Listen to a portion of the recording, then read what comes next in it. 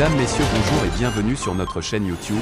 Ici nous vous donnons la clé, alors si vous êtes nouveau, abonnez-vous et cliquez sur la cloche de notification pour ne plus rien manquer. Cela fait, on peut commencer. Au Mali, l'aide de camp du colonel-président Goïta, blessé par balle. Le capitaine Souleymane Traoré, proche du colonel-président Assimi Goïta, a été atteint par un tir au palais présidentiel de Koulouba, à Bamako. S'agit-il d'un avertissement visant le président du Mali ou d'un règlement de compte entre militaires? Selon nos informations, le 2 novembre, vers 18 h, alors qu'il quittait le palais présidentiel de Koulouba, situé sur une colline de Bamako, le capitaine Souleymane Traoré, aide de camp du colonel-président Assimi Goïta, a été la cible d'un tir. Une balle l'a atteint au niveau du thorax. Blessé, l'homme a survécu grâce à son gilet pare-balles, freinant l'impact du projectile. L'incident a été confirmé par 3 sources sécuritaires distinctes auprès de Libération. Il subsiste néanmoins de nombreuses zones d'ombre concernant les circonstances de cet attentat et les motifs du tireur. L'auteur du tir n'aurait pas été appréhendé. Selon l'une des sources, 2 témoins évoquent ainsi un sniper qui aurait fait feu avec précision et à une certaine distance du palais présidentiel, avec l'intention de tuer.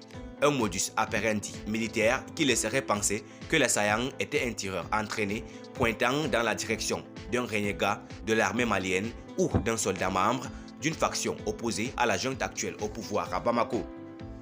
Absence de revendication. Si la thèse d'un attentat terroriste commis par l'un des groupes djihadistes actifs dans le pays ne peut être écartée pour le moment, elle semble à ce stade hautement improbable. Le groupe de soutien à l'islam et aux musulmans, affilié à Al-Qaïda, ou l'État islamique au Grand Sahara, les 2 organisations djihadistes prépondérantes au Mali privilégient habituellement les attaques de masse, parfois kamikazes. Leurs attentats avec Kalachnikov et explosifs ont pour cible des restaurants, des hôtels ou plus récemment le camp militaire de Kati près de Bamako le 22 juillet. Ils n'ont jamais jusqu'à présent commis d'assassinats ciblés sur des hauts dirigeants, de surcroît au cœur de la capitale. Par ailleurs, l'absence de revendications sur les canaux djihadistes habituels rend cette hypothèse peu plausible. D'habitude, prompte à dénoncer publiquement les tentatives d'assassinat sur les figures du régime, comme celle ayant visé Assimi Goïta le 20 juillet 2021 ou les tentatives supposées de coup d'État contre les colonels novembre 2021 et mai 2022, les autorités maliennes de transition sont pour l'heure restées extrêmement discrètes sur cette tentative de meurtre d'un proche du chef de l'État. Contactée par Libération, la présidence n'a pas répondu à nos sollicitations. Le poste d'aide de camp, bien que parfois honorifique, n'en est pas moins un travail à plein temps, assimilable à celui d'un assistant de direction.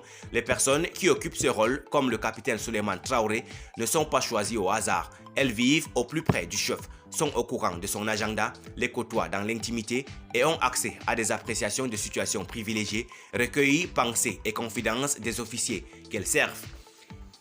L'attentat raté trahit-il des dissensions au sein de la junte? Tandis que les colonels au pouvoir à Bamako ne cessent d'évoquer une montée en puissance des forces armées maliennes sur le terrain, les djihadistes multiplient les offensives dans le nord et le centre du pays. Dans la région de Gao, l'absence de résistance des soldats maliens face aux avancées djihadistes force les anciens groupes de rebelles Touaregs à faire barrage à leur place afin d'éviter la prise de la ville de Ménaka.